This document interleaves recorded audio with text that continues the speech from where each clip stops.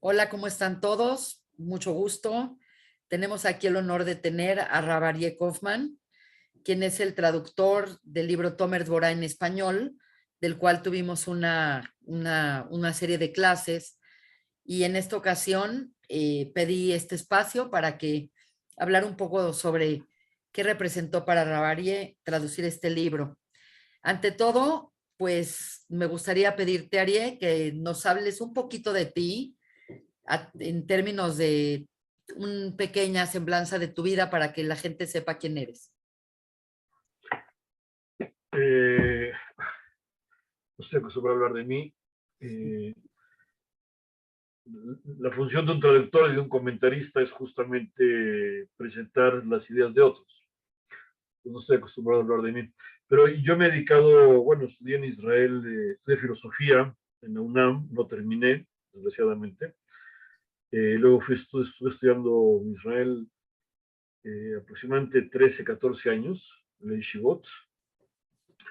Y desde entonces, bueno, en Israel mismo inicié algo que en el mundo hispanoparlante no existía. Hasta los 90, o sea, en toda la historia del idioma español y la judeidad hispanoparlante no existía el concepto de traducir las obras clásicas del judaísmo y sobre todo explicarlas. Exacto. En Argentina en los años 50, 60 se hicieron traducciones de muchos libros, o sea, hay hubo bastante producción literaria de judaísmo, hicieron traducciones, son buenas las traducciones, el problema es, eh, yo comencé a estudiar hebreo y Torah a los 25, 26 años, yo me di cuenta de que una traducción, si no es explicada, no sirve de mucho. Es el problema que todo texto, sobre todo un texto muy importante, tiene todo un background, tiene todo un bagaje anterior que es el iceberg que está debajo. Entonces una traducción solamente muestra la punta. Y fueron mis frustraciones personales cuando yo comencé a estudiar Torah, Sí. de que yo decía, ok, puedo memorizar el libro, no, lo que está diciendo, probablemente no se entiendo nada. Y entonces, casi por necesidad personal, yo mismo cuando comencé a estudiar ciertos textos, no sé, el Humash con Rashi, yo mismo necesitaba explicar muchas cosas y ahí nació la idea y lo hice 5 tomos del Humash, y luego eso me abrió la puerta. Ahora, eso no se conocía antes en Latinoamérica. O sea, Claro. no existía. Yo fui el primero y digo, no, no es mucho lo que yo he hecho, pero constato con mucho agrado que tampoco en inglés se hacía mucho, se hacía un poco más, pero no sé mucho, y ahora casi todo el libro que sacan clásico, los últimos 20 años, y ahí vienen con un comentario, todos, y yo pues digo, yo fui de los primeros en hacer eso. Digo, Es profesor. maravilloso. Cuéntame que, no, platícanos un poco qué has traducido. Yo conozco muchas obras tuyas, pero para que el mundo lo conozca. De ¿Qué- qué- acordarme, bueno, lo primero grande que hice, me tomó 7 años, fue la Torah con Rashi, el Humash con Rashi. Lo que ese libro es una traducción del Humash. Fue la primera que se hizo un lenguaje más o menos moderno, pero también apegado al original. Es traducción de la Torah misma, traducción de Rashi, y ahí seguí el método que 2 ediciones habían seguido, una en Inglaterra, que era insertar, una en Inglaterra, otros Estados Unidos, por Scroll, que era insertar frases a la mitad del texto de Rashi para hacerlo comprensible, porque lo que tenían los sabios de antes es que asumían de parte del lector mucho bagaje intelectual, mucho conocimiento, entonces escribía muy conciso. Entonces, dada como toda persona que estudia en Yeshiva se da cuenta de que a veces para elucidar una simple frase uno tiene que agregar 4 frases. claro. Entonces, eso fue desarrollado, la primera vez que yo lo vi fue viejísima traducción de Rashi, creo que fue hecha en Inglaterra, fue la primera que me inspiró, y a la mitad de lo que yo estaba haciendo, que ellos también hicieron eso, vi que ArtScroll sacó a la mitad de lo que ya estaba yo en Rashi, a la mitad sacó ArtScroll su propia versión, hicieron exactamente lo mismo, poniendo, así, insertando en otro tipo de letra todas las frases necesarias para que el comentario de Rashi fuera entendible. Y luego lo que hice también es, hice un comentario, o sea, es una explicación de Rashi basado en los comentaristas de Rashi, porque Rashi es tan singular y tan conciso, que muchas veces no se entiende lo que está diciendo, a menos que uno vea los otros comentaristas que explican a Rashi. Fue lo primero que hice, fueron 7 años. Después de ahí he hecho 3 tomos de una obra que se llama En Jacob, es un proyecto fallido. Se hicieron 3 tomos de En Jacob. En Jacob es una recopilación, es una antología de todas las partes, o la mayor parte una mayoría de las partes no legales del Talmud, en Yaakov. Hice 3 volúmenes, 2 volúmenes un tratado de Berajot, del Talmud, y otro volumen sobre Sukkah y Betzá. Eso son 3 volúmenes, y de nuevo se trata de traducir la Gemara del Talmud, hacerlo comprensible, respetando el lenguaje original, y luego explicando, porque, pues, de nuevo, el Talmud con mayor razón necesita explicación. Entonces son 3 volúmenes que una tercera parte o una mitad de cada página es explicar lo que está diciendo. Aparte de eso, pues otra cosa grande que hice 2 volúmenes de una que se llama Date Bunot. Sí. Date Bunot, de Ramchal, un cabalista del siglo XVIII italiano, una de las obras mayores de pensamiento judío a lo largo de los últimos 1000 años. Son 2 volúmenes.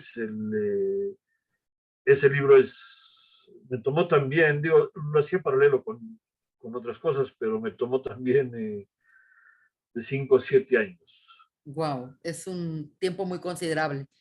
Sí, Y porque está haciendo otras cosas, entonces no cada día trabajaba en ello, pero me tomó muchos años y lo rehice 3 veces, tuve que hacerlo 3 veces, qué complicado. porque estaba Y muy el, complicado, y sobre todo el comentario, yo mismo me di cuenta cuando hice la primera esbozo de traducción, estaba muy bien traducido, pero no estaba explicando yo nada, y yo tampoco estaba entendiendo nada. Me di cuenta cuando ya estaba terminando que no había entendido. Y no hubiera entendido si es que no hubiera, o sea, realmente es un libro de Kabbalah, es un libro de Kabbalah teórica, sistemática, muy profundo, y solamente una edición que salió en ese momento en Israel, de un tal Rav Goldblatt, hizo lo mismo en hebreo, que era explicar línea por línea de Atebunot. Entonces el libro era literalmente línea por línea. wow, es Entonces, considerable. sí, ese libro me abrió las puertas y decía, bueno, ya va a tardar muchos años, pero ya entendí. Entonces lo hice, al final son 2 volúmenes, son casi 1000 páginas. Y es una de las obras mayores de pensamiento judío y tiene anexos de Kabbalah al final bueno, al final pero al final de muchas de las secciones. Aparte de eso, dice Tomer de Borak, que ya conoces. Quiero que ¿Qué me más platiques un he poco de hecho? Tomer de Borá con respecto a si te ocurrió a ti traducirlo o fue una petición de alguien. ¿De dónde surge este deseo de traducir Tomer de Borá? Eh, pues no recuerdo bien, creo que fue un deseo conjunto mío. Yo lo había estudiado bastante y también yo trabajo en muchas de las cosas que he hecho, casi todo es con Ariel Antevi de Filosofía de México, y entonces yo no recuerdo bien cómo, hablando de qué se podía hacer, creo que estaba pensando en Nefesh Haim, otra obra, yo no me acuerdo qué estaba yo pensando, pero llegamos a la conclusión de que Tomer de Borah sería una buena aportación porque no existía y es un libro clave pues, para presentar, no sé, su manual de psicología basado en Kabbalah. Así es. Entonces, ahora, Tomer de Borah nunca se planeó como, digo, Raimundo Cordovero, estoy seguro de que nunca pensó que este libro que le había escrito hubiera tenido tanta Éxito. difusión. Claro. Sí, porque claramente yo, él escribió mucho, la producción literaria de Kabbalah de Raimundo Cordovero es realmente extensa, no todo se ha publicado siquiera, digo, no, o sea, mucho queda de manuscrito, y claramente no pretendía ser un libro, sino pretendía ser una especie de ensayo, seguramente que él consideraba acoplarlo a algún otro texto, porque la dificultad básica en Tomer de Borah es que no es amigable al lector, asume demasiado. Solamente una persona que ya conociera las ideas de Kabbalah es que lo podría entender y por eso fue la necesidad de que hiciera traducción con un comentario pues muy extenso, que tengo que detallar todo. O sea, Claro. hay que explicar todo, porque él lo pensaba seguramente como parte de una obra más grande. Te quiero preguntar algo. ¿En qué difiere este libro de Tomer Dvorá a otros libros de ética como Jobot Alevavot o el Mesilat Yesharim? En general, la gente que busca literatura para hacer como una transformación ética importante, ¿cómo podrías explicar que este libro de Tomer Dvorá difiere de aquellos otros libros? Bueno, difiere porque, o sea, lo primero es que es, es realmente un libro de Kabbalah, quiere decir, el, toma como punto de partida el esquema de las sefirot y de ahí desarrolla las ideas. Otros libros de Musar o de ética en el judaísmo eh, no están, la mayor parte no está basado en Kabbalah. Así es. O sea, tienen, bueno, el problema comienza con el hecho de que fuera de la Tratado de Avot, el Pirkei Avot, los sabios nunca dejaron un manual sistemático de desarrollo personal a nivel psicológico, nunca lo hicieron. Y no lo hicieron por la sencilla razón de que no es el estilo rabínico de hacerlo. El estilo rabínico de grabar las cosas, de registrar las cosas, es de poner toda la información en contraposición una con otra, dialogarla, ordenar un poco, pero sobre todo dejar mucha información que no necesariamente se compagina una con otra, porque refleja la opinión de muchos sabios. Claro. Ese es el estilo rabínico de presentar las cosas y qué bueno que lo hicieron así, porque necesariamente un ensayo, una obra dirigida a un tema específico tiene que seleccionar y tiene que acotar, tiene que limitar el material.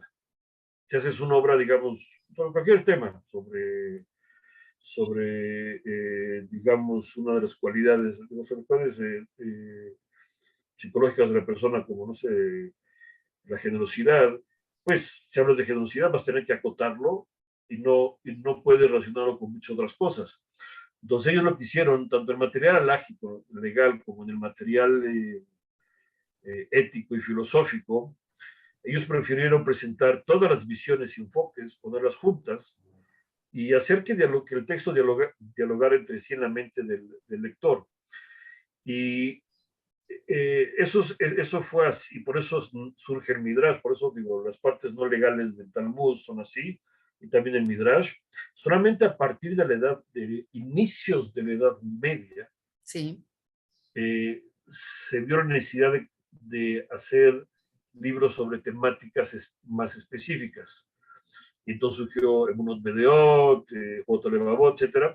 Ahora, todos ellos lo que hacen es presentar una visión que resume cómo ellos entendieron a los sabios talmúdicos.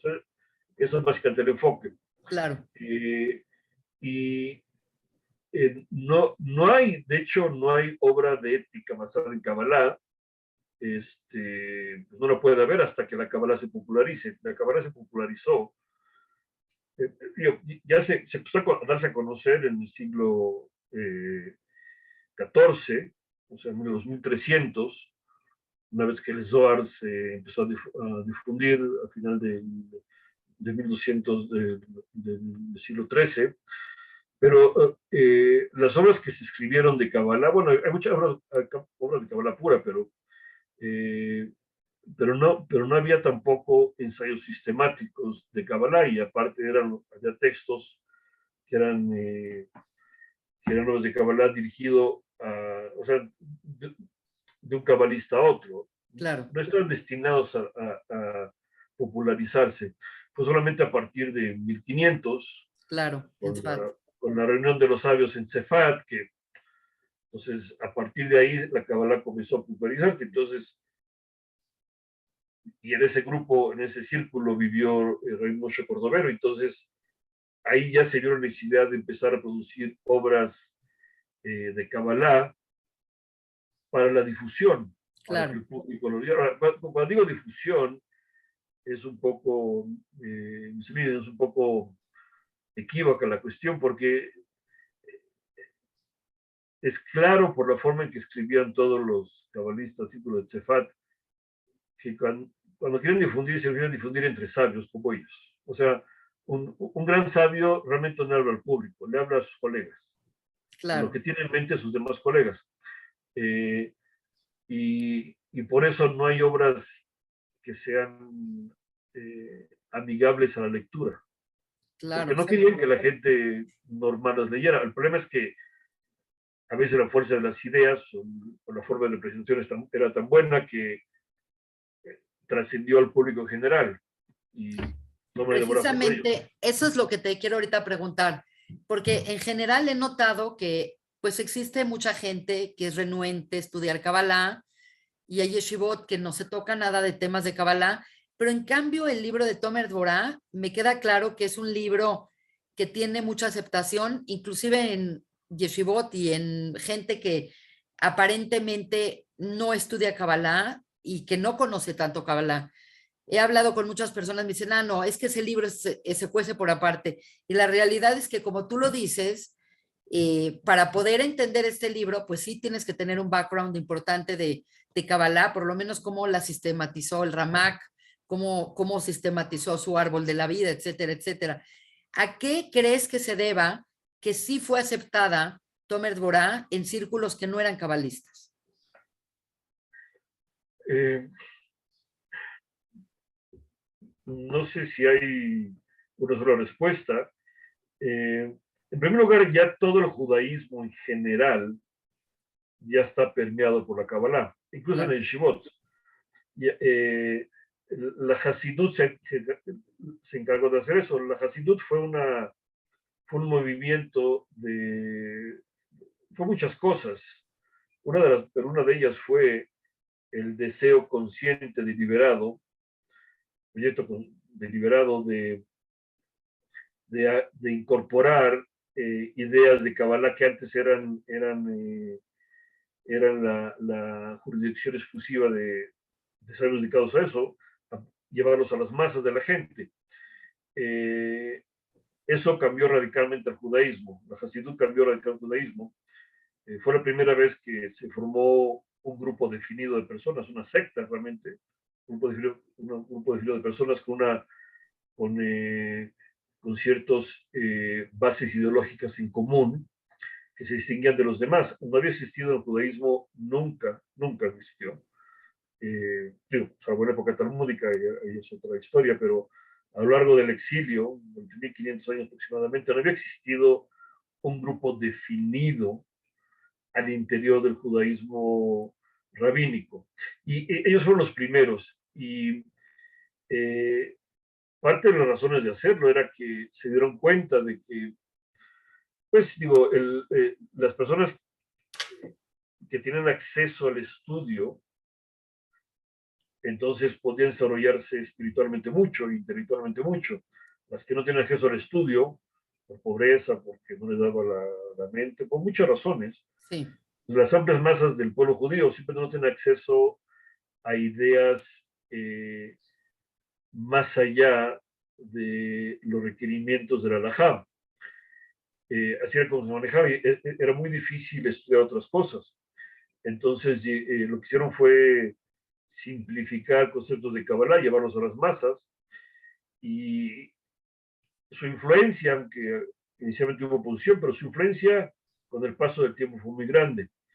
Y dado que incluso los opositores a la Hasidut al final tuvieron que aceptar a los Hasidim como parte digamos, de los herederos del proyecto rabínico. claro, Entonces, claro. ¿Qué seríamos ahora sin Hasidim? La mitad, ¿no? sí, o sea, digo, fue positivo, fue negativo, pero no quiero entrar en eso, pero ya para 1800 aproximadamente, pues ya la influencia era muy grande, porque tuvieron grandes personalidades inicialmente, como todo movimiento al inicio tiene grandes personalidades. De hecho, un movimiento se inicia porque hay grandes personajes que inician algo nuevo. Entonces, escribimos muchas obras eh, muy influenciadas por Kabbalah, ética, este tipo de cosas, y se difundieron, la gente las empezó a leer, incluso el mundo de Yeshivot, que hasta entonces estaba esencialmente abocado a la elucidación del Talmud y a la aplicación de las leyes, pues los leyeron y se dieron cuenta de que había muchas buenas ideas ahí. Y como parte de eso, entonces, eh, cuando Tomer de Bora comenzó a hacerse más conocido, se dieron cuenta de que la presentación que hace es única. Digo, nadie ha hecho otro libro. Quizás se debería hacer una versión moderna de Tomer de Bora, pero nadie había tomado las Sefirot como, como pautas específicas de comportamiento. Y fue lo que hizo Ramak. Claro, Había muchos libros de ética, muy buenos, etcétera, cada uno con su enfoque, pero no había habido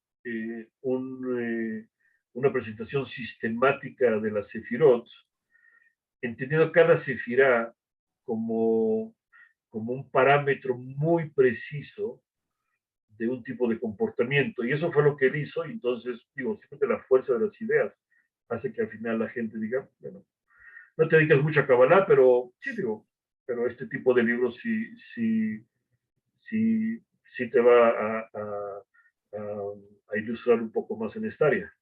te quiero preguntar algo. Con respecto al Ramak, el haber hecho este libro, requería de ti conocer conceptos profundos de Kabbalah del Ramak, de cómo él sistematizó el sistema cabalístico hasta ese momento, aunque es interesante que el Ramak por un lado, el Arizal por el otro lado, casi simultáneamente hicieron dos sistematizaciones que son distintas, no son iguales. ¿Qué tanto necesitas tú de saber de la obra del Ramak para poder meterte en traducir en este libro de Tomer Dvorah? Requerías de mucho conocimiento por ejemplo, de sus demás libros, de Parde Rimonim, de otros libros de él. Sí, sí, obviamente. Casi cualquier libro en el judaísmo, o sea, cualquier obra clásica requiere de un bagaje previo. Claro, O sea, es el problema de las traducciones, que quizás muchas personas piensan que traducir consiste en trasladar un lenguaje a otro, pero realmente no es eso. claro, Una traducción, y este libro no es una traducción, es también la mitad es comentario, para poder explicar se requiere conocer, entonces tanto con Ramjal como con Ramak, pues me dio. Yo realmente nunca quise adentrarme mucho en la Kabbalah, ¿no? A mí lo que más me gusta es Gemara, el Talmud. Muchas cosas me gusta a mí y el Tanaj, pero, pero me di cuenta de que la Kabbalah es un sistema de pensamiento es un esquema de pensamiento extremadamente sofisticado.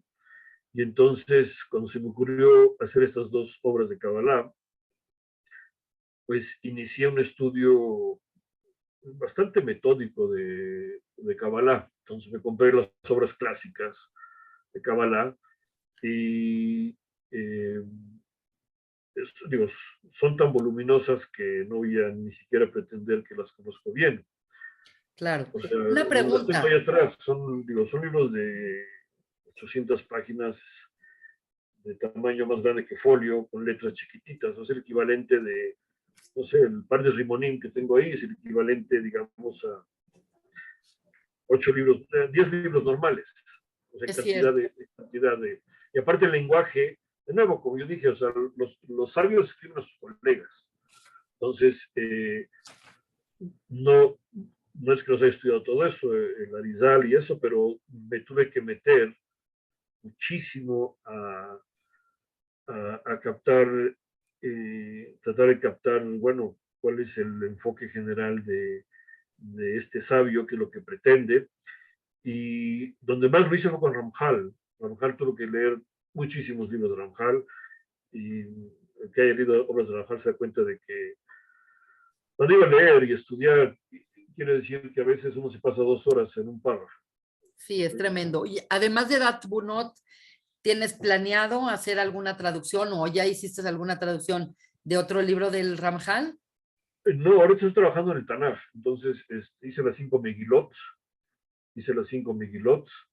y estoy trabajando un nuevo Humash. Siempre me hubiera gustado hacer un libro de Ramjal que se llama Kelach Pitzeh Chochmah, eh, eh, y, pero no creo. Digo, Bueno, no, quién sabe, estás la, muy la, joven vida, y la vida, en primer lugar, no hay ingresos. En segundo lugar, no, digo, no se gana con esto. Digo, nada más uno, digo, no es un bestseller. Digo, entre los judíos puede ser que lo aprecien mucho y que lo estudien, y algunas personas que son judías también. Pero digo, son libros que se venden, son libros de estudio, entonces se venden muy poco. Entonces no hay, eh, no hay un buen ingreso por algo no así. hay, no hay ingreso para poder a veces terminar siquiera.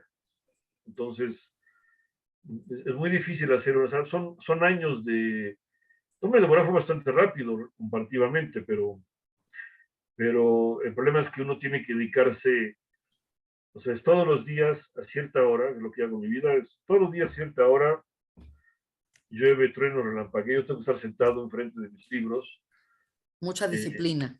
es una disciplina, entonces realmente coarta toda posibilidad de hacer otras cosas más interesantes o lucrativas, digo. Claro. Es un trabajo de el traductor y el comentarista, y yo hago ambos, es básicamente un esclavo. Pues sí, te entiendo muy bien, pero por otro lado, la gente que no tenemos un hebreo perfecto, yo tengo un hebreo muy funcional, pero no para, apreciamos muchísimo tener algo también hecho. Y por ahí oí que en algún momento pensaste hacer el libro de Nefesh HaHaim. Es algo que está, que sí es posible que se haga, porque yo desgraciadamente me compré uno, me fui por el precio, me compré una traducción y está tan mala que estoy sufriendo. Y obviamente me Bueno, pero ya hay una encantaría. buena edición de Nefesh Haim, ya hay una muy buena Sí, pero edición. es la que no compré. No compré la buena, compré Nefesh una. Atzimtzum. El señor Sí, hizo como yo, de hecho hizo más que yo, aparte de que, bueno, también sí y no.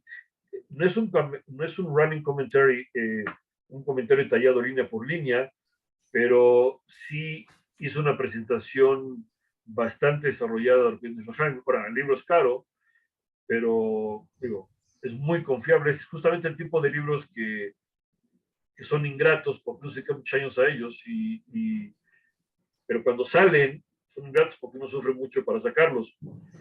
Pero bueno, una vez que salen, sí.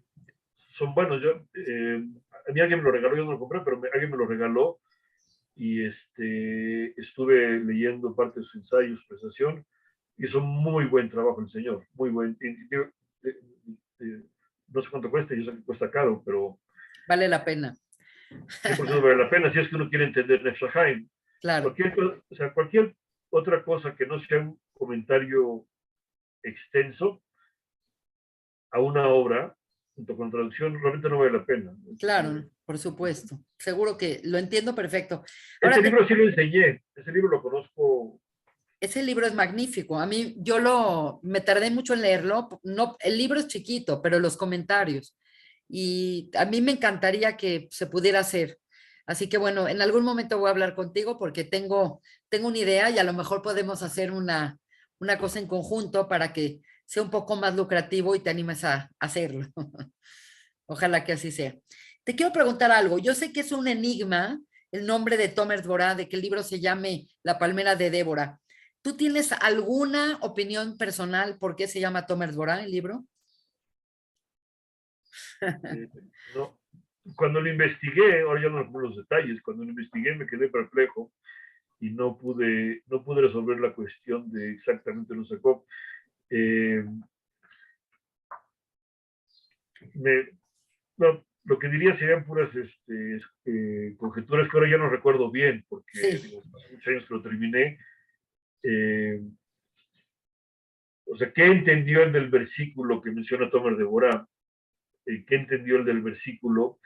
Lo más posible es que lo sacó, pero no sé exactamente, de algún otro, de una obra de Kabbalah que específicamente eh, eh, mencionó que el texto bíblico que menciona la frase Tomer de Borá significaba ciertas cosas y a él le gustó por alguna razón que no dijo muchos títulos. Nefshahaim es bastante obvio un título, realmente. Date Bunot está basado en también los versículos y realmente es la forma en que ellos entienden el versículo. Todos se basan en versículos bíblicos y, y o la mayor parte están basados en versículos bíblicos, porque ese es lo usual en la tradición rabínica, poner nombres, o sea, los títulos eh, siempre están basados como paráfrasis o directos de un versículo bíblico.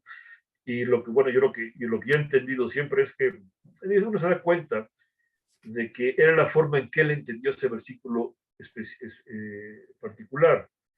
¿Cómo lo entendió? ¿A qué se dirigía? Muchas obras Pele Yoetz, digo, muchas obras son realmente sacadas de versículos. Son claro. agarran dos palabras sacadas de versículos.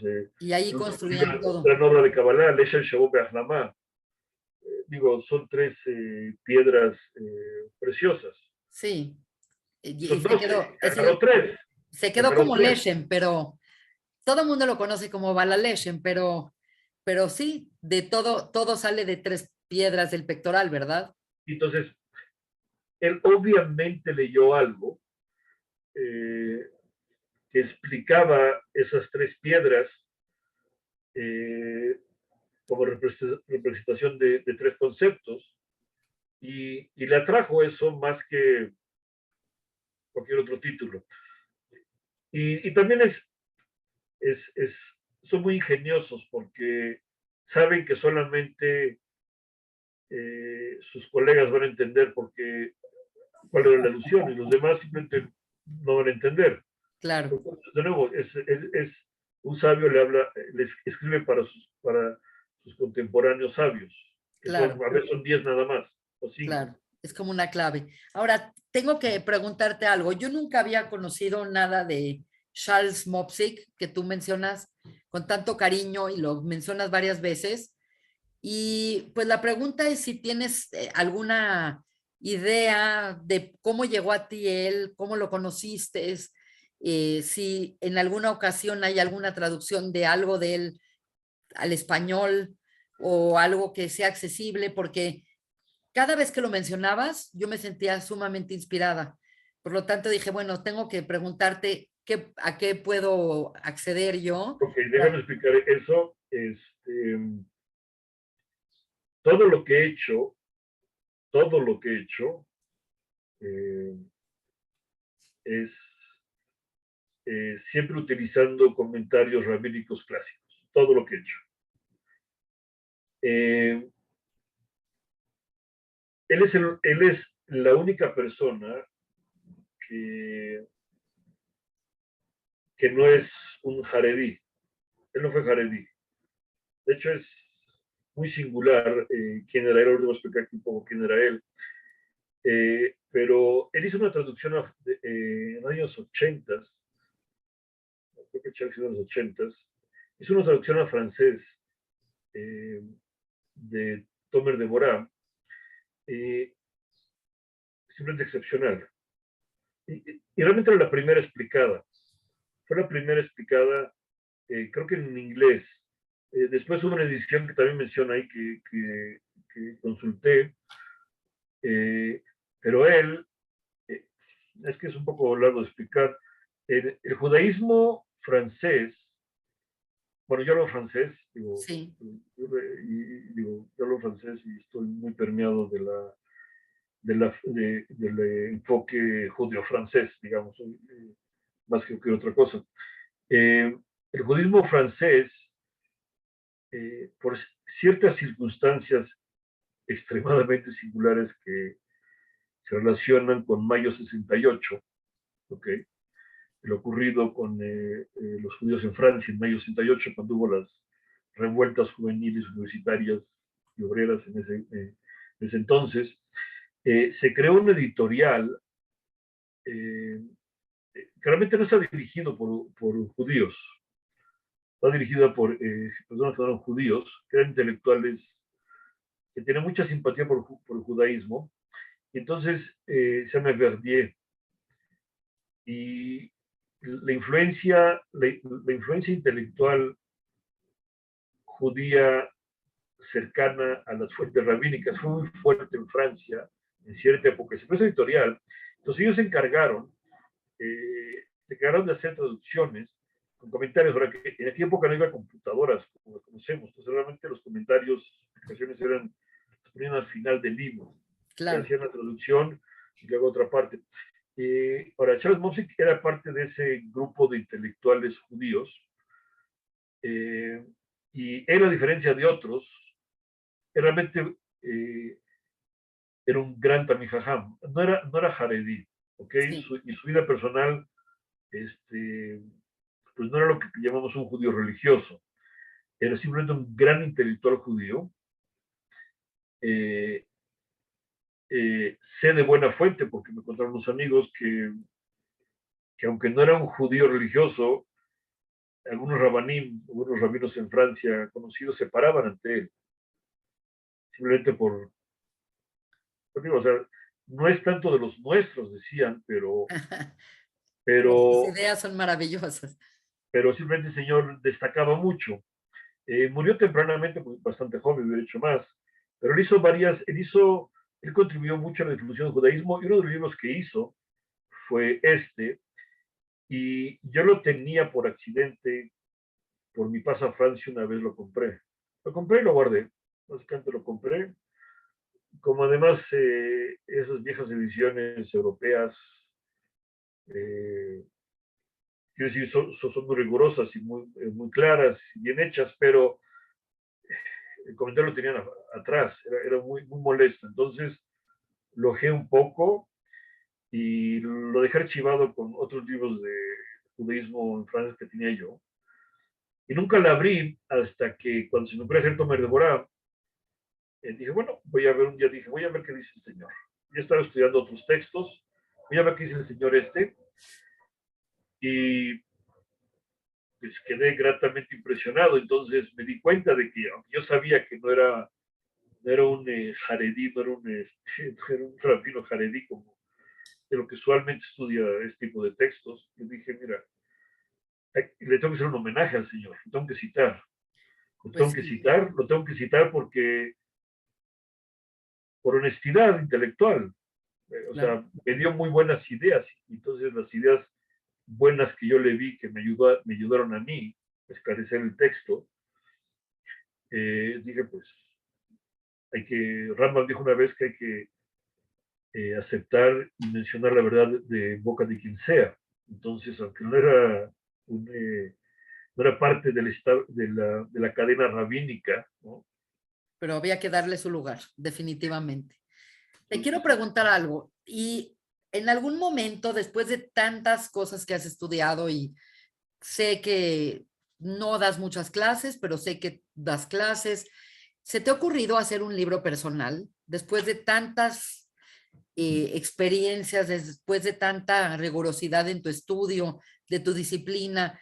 ¿No tienes ganas, no tienes pensado hacer algún libro de personal tuyo?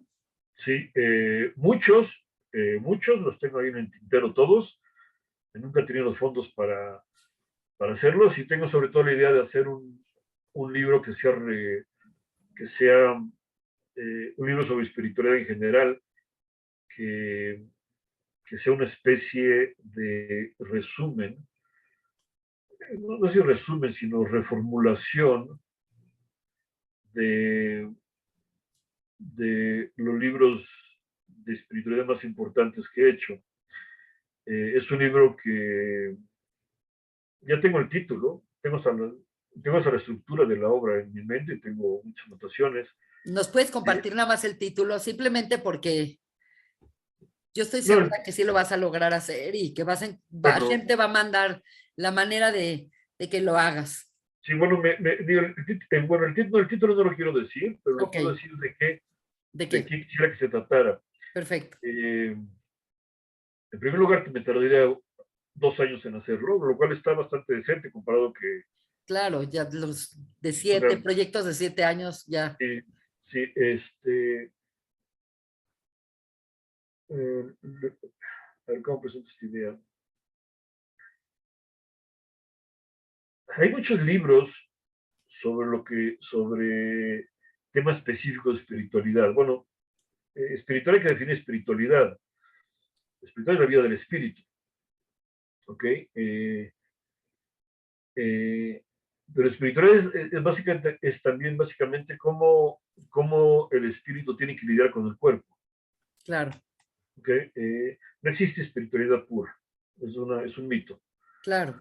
Si la espiritualidad pura está en otra Espiritismo. dimensión, son los ángeles, Dios, lo que sea, ¿no? Eh, no hay realmente, mm, eh, no ha habido una obra desde el punto de vista judío, eh, y también afuera del judaísmo, tampoco ha habido una obra, no hay hasta donde conozco bastante bien, o sea, creo que no hay una obra que presente el framework, el marco de referencia a toda espiritualidad. Hay obras de espiritualidad excelentes sobre temas específicos, Sí, pero no hay un libro que aglutine todos los temas y pueda hacer de ellos un simple marco de referencia. Voy a dar un solo ejemplo. Eh, bueno, todos tenemos espíritu, tenemos cuerpo y tenemos que lidiar con los dos, o mejor dicho, somos el producto de la lucha, la interacción entre un pedazo de materia que somos, que es nuestro cuerpo y nuestro espíritu, eh, pero eh, esta vida que somos tiene un contexto, esta lucha entre el espíritu y el cuerpo tiene un contexto. El contexto son parámetros que fueron puestos antes de que cada ser individual naciera. Por ejemplo, la relación entre libre albedrío y determinismo. O sea, no somos puro libre albedrío ujú, y tampoco somos puro determinismo. así es. Entonces, elucidar la relación entre los dos es un marco de referencia para poder hablar de cómo desarrollar nuestra vida espiritual. Primero hay que saber qué sí puede desarrollar y qué no puede desarrollar. Cuáles son los parámetros que acotan esta lidia, esta interacción, esta lucha que hay entre nuestra psique y nuestro cuerpo. Y no hay libros que lo asumen mucho, lo asumen como muchos libros tienen la manía de asumir de parte del común de los mortales muchas cosas que no tenemos. Entonces, eh, Lo eh, asumen, pero no lo tratan, asumen, don't address. asumen porque les parece evidente, no sé, por muchas razones o porque antes no creían que era necesario y entonces se enfocaban en poner específicos, pero no hay un libro que que presente el marco de referencia del desarrollo espiritual. Simplemente no lo hay. Entonces, hace 2 años, justamente, aproximadamente, fue cuando me di cuenta de que estoy yo reflexionando en todo tipo de buenas obras que hay, me di cuenta de que faltaba un marco de referencia. Me parece de lo más valioso. Danos Sí. otro ejemplo. Este me pareció fantástico. Un ejemplo, danos otro ejemplo. Eh, bueno, otro ejemplo es lo general y lo particular. ¿Okay? Entonces, por ejemplo, las cualidades humanas son abstracciones que hacemos. Hablamos de cualidades, en Música habla de Sefirot, son abstracciones que hacemos de un conjunto indisoluble de fenómenos mentales, y es un conjunto. Entonces hay que indagar, bueno, cómo una cualidad específica se relaciona con las demás. O sea, el viejo problema de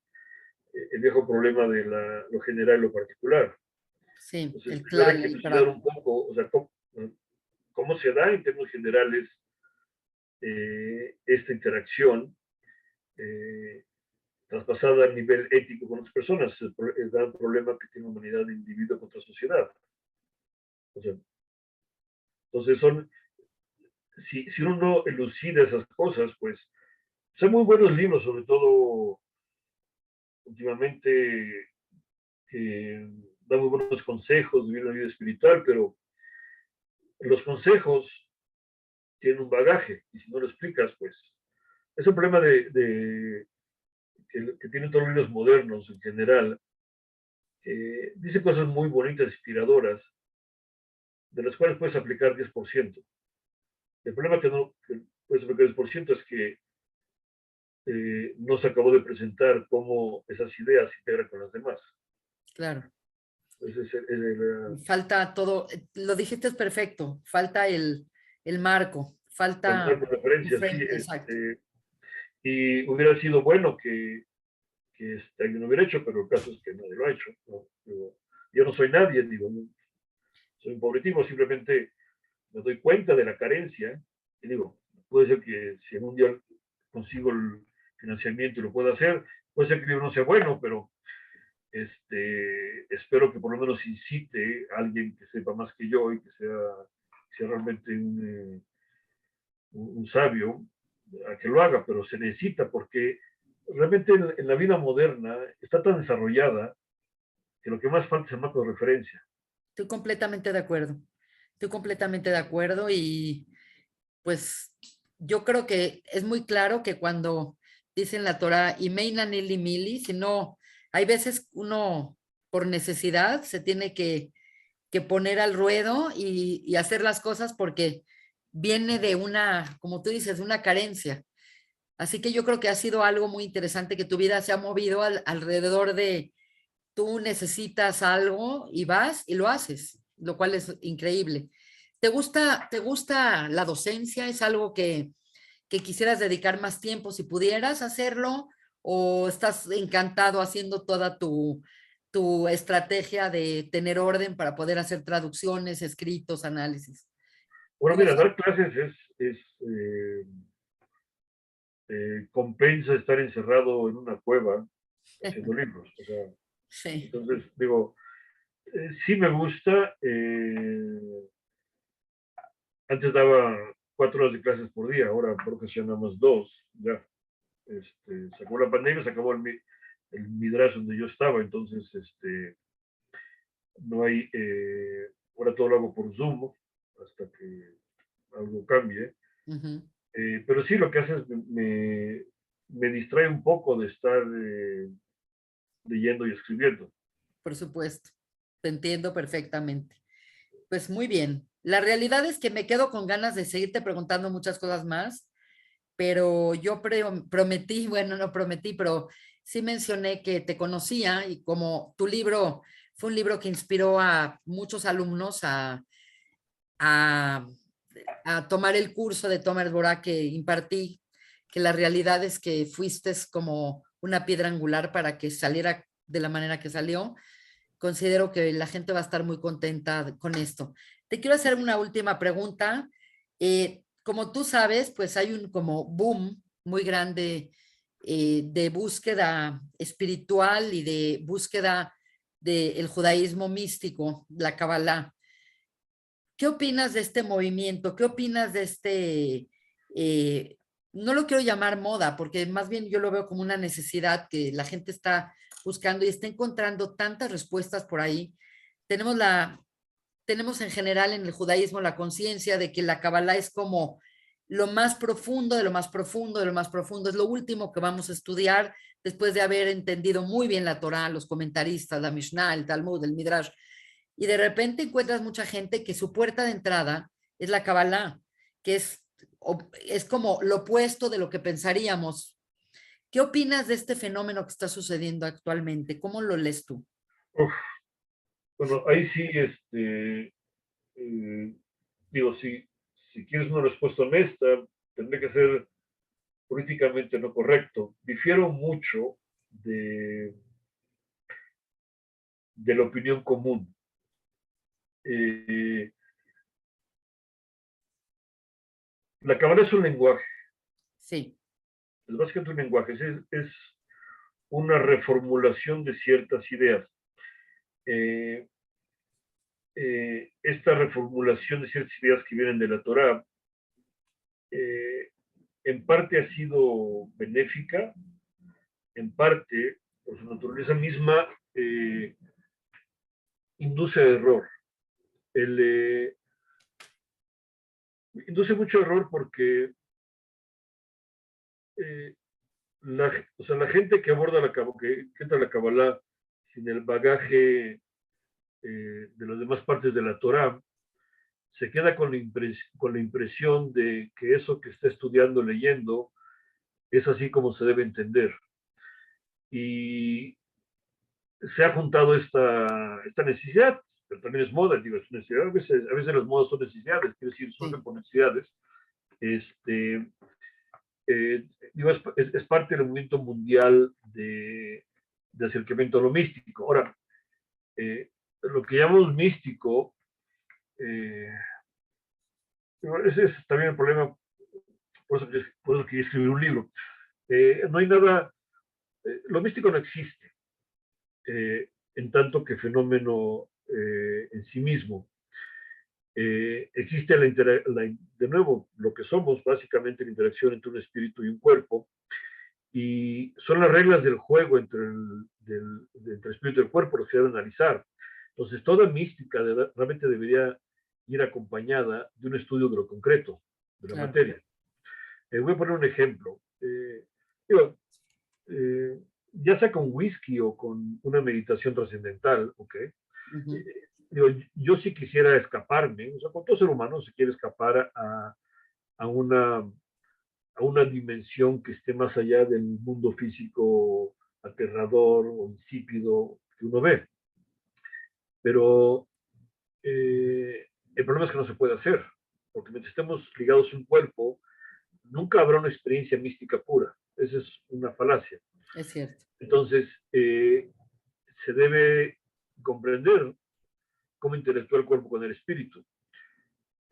Por ejemplo, eh, una experiencia mística. Digamos que estoy meditando en las Sefirot. ¿Cómo puedo yo asegurarme de que esa experiencia mística, o sea, trascendental que tengo yo, no fue provocada por fenómenos materiales? Sabiendo ahora lo que sabemos ya, que realmente no hay pensamiento o sentimiento, o valor, lo que sea, que no tenga su lugar en el cerebro. Entonces vienen las preguntas básicas. ¿Cómo puedo asegurarme de que estoy tocando una dimensión más allá, real?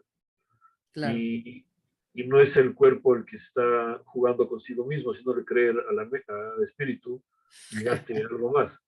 Sí, Entonces es un problema milenario realmente, pero bueno, justamente porque es un problema milenario, los sabios de antes habían dicho que todo lo que tuviera que ver con lo místico o metafísico, se debería abordar después de haber conocido muy bien el mundo físico. Claro. El mejor de todos, realmente el mejor de todos fue Rambam, que dijo para mí el mejor libro de pensamiento judío, que es Moreh Nevuchim, dijo que cualquier comprensión de lo espiritual tiene que pasar por comprensión de lo físico y viceversa, porque están íntimamente ligados. Entonces, hoy en día yo veo que la gente quiere saltar De algo, atajos. Queremos atajos. atajos. Entonces, esos atajos, pues como todo atajo, a veces te ayuda y casi siempre te lleva a otro lugar que no querías y después de mucho tiempo te das cuenta de que no estás muy seguro de lo que experimentaste, no puedes estar seguro de lo que experimentaste porque no conociste las bases materiales o lo que sustenta. Claro. Entonces, yo creo que, digo, yo veo la necesidad, digo, sobre todo el judaísmo, eh, la mayor parte del mundo religioso se dedica al estudio de la halajá.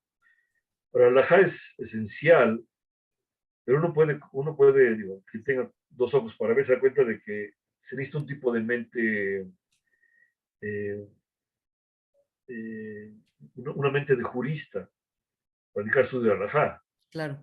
O sea, lo que hacen en Shivot, estudiar la Gemara y la halajá y este tipo de cosas, se requiere un tipo especial de mente que la mayor parte de la gente no tiene. Y nadie aguanta el rigor de los análisis lógicos necesarios. Si alguien tiene algún amigo jurisconsulto, se da cuenta de que los tipos piensan distinto que la mayor parte de los seres humanos. Ellos lo ven todo en términos de la coherencia de un sistema formal de ideas. Y Claro. así es como es un sistema formal, quiere decir de ideas nada más. Entonces, claramente el judaísmo, y por eso también nació la Hasidut, y la Kabbalah, porque la gente normal simplemente no aguanta ese pensamiento riguroso formal. Entonces, es obvio que quisieran tener algo más. Ahora, yo, humildemente, yo diría, realmente lo místico no es el camino. Lo que pasa es que nunca se desarrolló tampoco, bueno, en el caso del judaísmo, y menos, sí, menos en el mundo occidental, casi, ¿no? Sí. Nunca se desarrolló mucho un pensamiento ético enfocado a la persona. Nunca. Porque casi todos eran temas ligados con grandes tópicos del judaísmo, Claro. Dios, etc. Entonces, lo que tendría que haber habido, yo creo, eh, es que es que en vez de desarrollar una visión mística de las cosas, yo creo que tendría que haber habido un desarrollo de la psicología según la Torah, sin connotaciones místicas, sin connotaciones legales, como pura exploración del espíritu, lo que llamamos una teoría de midot, las midot. Claro. Y eso nunca se desarrolló casi siempre por razones históricas, o sea, nunca vieron la necesidad, no se les ocurrió, etcétera. Ahora, yo creo que eso personalmente haría a la gente, lo refinaría más para entonces ya poder acceder, si quieren, a lo místico. Fíjate que yo creo que va por ahí. Yo, yo siento que la gente que está ahorita estudiando, porque yo tengo muchos alumnos que entran a estudiar judaísmo, pero como te menciono, entran vía la Kabbalah, que dices, es la última fase y acá están entrando por esa puerta, está como raro, pero realmente lo que están buscando es precisamente este refinamiento de Midot, todo este tema de perfeccionamiento de aspectos psicológicos, etcétera, etcétera. Y creo que por ese lado lo están buscando. Quizás si hubiera como, yo siento que el libro de Tomer Borá fue más allá del lenguaje complejo que tiene todo el tema de la Sefirot, que tienes que tener algún tipo de antecedente y conocerlo. Yo creo que la manera en la que aborda tan, tan hermosamente el tema de cómo perfeccionarte, de cómo ser humilde, de cómo mejorar ciertas cualidades. Yo creo que por ahí ese sería término ideal y poderlo poner en un lenguaje accesible a la gente. Sería la manera Sería correcta. bueno una reformulación del Tomer de Borá, desprovista del lenguaje arcano esotérico y simplemente la síntesis de las ideas. Y bueno, hay que hacer mucho, faltan muchas cosas. Mira, en el mundo del español, pues, eh, simplemente no había esas cosas. Ahora ya hay algunas. Sí. Realmente yo me extraño de que, de que, de que no haya más, pero también es una cuestión de que no hay suficiente cantidad de personas que reúnan los requisitos para hacer este tipo de libros en español. Es una persona que sea conocedora y fiel a los textos de la Torá clásicos, a la traducción rabínica. Al mismo tiempo tienes que tener una comprensión bastante decente, o sea, bastante considerable del, del mundo moderno y poderlo expresar. No hay muchos, pero debería haber muchos. Yo digo en inglés, los judíos americanos tienen mucho más, etcétera. Francés hay un poco más. Español, pues, realmente debería haber traducciones, explicaciones de los grandes textos de judaísmo, pero de nuevo también se necesita La apertura, saber, también se requiere de muchas cualidades, realmente y, y muchas, también muchas. la voluntad de hacerlo y también el simple tiempo que, digo, hacer bueno, el tamaño no es pequeño realmente, pero el tiempo, o sea, hay que ser muy meticuloso con el lenguaje, revisiones constantes, son muchas cosas que requiere ser un libro de buena calidad, Claro. en cualquier No, idioma, entonces se requiere que el tipo básicamente diga, bueno, ya no voy a salir mucho al mundo, estoy haciendo la decisión deliberada de estar encerrado 6, 7 horas en una cueva, ¿no? En un cuarto, haciendo esto. Digo, no son muchas las personas que que pueden, que tienen pueden. la disciplina y el gusto, porque Pero pues, bueno, yo tengo una pregunta. Me dijiste que diste un curso o que le estás dando un curso, ¿que es por Zoom? ¿O dónde es? ¿En qué lugares? no, ¿O yo, qué yo tipo de personas siempre, van? yo siempre di clases presenciales. Para mí no existía Zoom, no existía nada hasta que llegó la pandemia.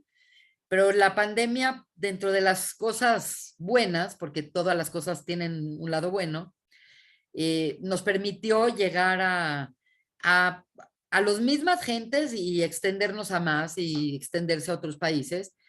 Entonces, yo tengo muchos alumnos con los cuales he estado estudiando desde Parashá de la semana, Pirkei Avot, he estudiado las fiestas con mucho detenimiento, he estudiado varios libros de Torah y de Machshavá y yo quería dar un libro y un curso de Kabbalah que no fuera simplemente ponerme a hablar del árbol de la vida, etcétera, etcétera, que ya lo he hecho muchas veces. La verdad es que yo coincido contigo que es un lenguaje. La gente quiere entender cosas distintas, yo lo veo como un lenguaje, como un sistema que permite, en cierta manera, podríamos decir, una didáctica diferente, una forma de analizar y de clasificar las ideas. A mí me ha ayudado mucho la Kabbalah para eso, para estudiar el Humash y entender ciertos aspectos arquetípicos de los personajes, las narrativas, como es una forma para mí de sistematizar la información, porque yo soy mucho más experta en Humash que ninguna otra cosa, es lo que más hago, lo que más les enseño con Rashi, etcétera, etcétera. Y pues en la cuarentena, pues hubo como necesidades y mociones por dar cursos. Y uno de ellos dije, quiero dar Tomer Dvorá. Me pareció que era una aportación importante. Yo no me metía en internet y vi que habían muy pocas clases, y por decir ninguna en español, que estuviera grabada de Tomer Dvorá. Y me animé a darla, la preparé, me llevó algo de tiempo, me llevó 15 clases, hablar de todos los temas y me fui rápido. Quiere decir, pude haberme tardado 30. y la verdad es que tu libro fue para mí la inspiración, porque sí tenía otros libros, pero definitivamente entre los comentarios y cómo abordabas los temas y hablabas de la visión que tenía una traducción, otra traducción, fue tan enriquecedora que salió un curso increíble, de un curso para mucha gente. Y la gente quedó fascinada. Entonces todo el mundo me dice, queremos ya otro. Yo por eso quiero animarte a que hagas una traducción del Nefesh Haim. Si hay que encontrar los fondos y todo, no me comprometo, pero puedo intentar hacerlo, porque creo que ese sería otro libro muy interesante que enseñar. Así que vamos a tener ya luego una plática entre tú y yo y bueno, espero que verdaderamente, además de todo, la gente pues te quería conocer porque fueron a comprar el libro a Jerusalén, lo consiguieron en la librería. Entonces, era Bueno, una... no pensé que esto, sino la grabación es también de video o nada más de audio. No, todo yo lo hice con video. Afortunadamente, Bueno, una vez que... no me puse la camisa ni la corbata, sino no No, salgo a no, la no, calle. mira, es muy informal, al contrario, puede ser hasta mejor ver al autor y ver al creador intelectual con esta simpleza, es parte de lo que aprendimos de Tomer Dvorak, el tema de la humildad, es donde nos deja en Keter, ¿no? Así que yo estoy muy agradecida contigo, espero que tengas muchos años de vida para seguir con todos los proyectos que tienes en puerta y que Hashem te bendiga por todo el trabajo maravilloso que haces.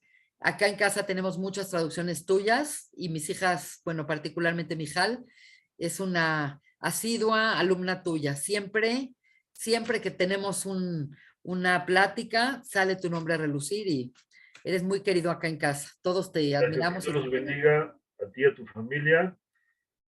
Saludos, Enrique, y bueno, saludos a todos los demás. Te agradezco muchísimo tu tiempo y te mando todo tipo de bendiciones. Gracias. Bye. Bye bye.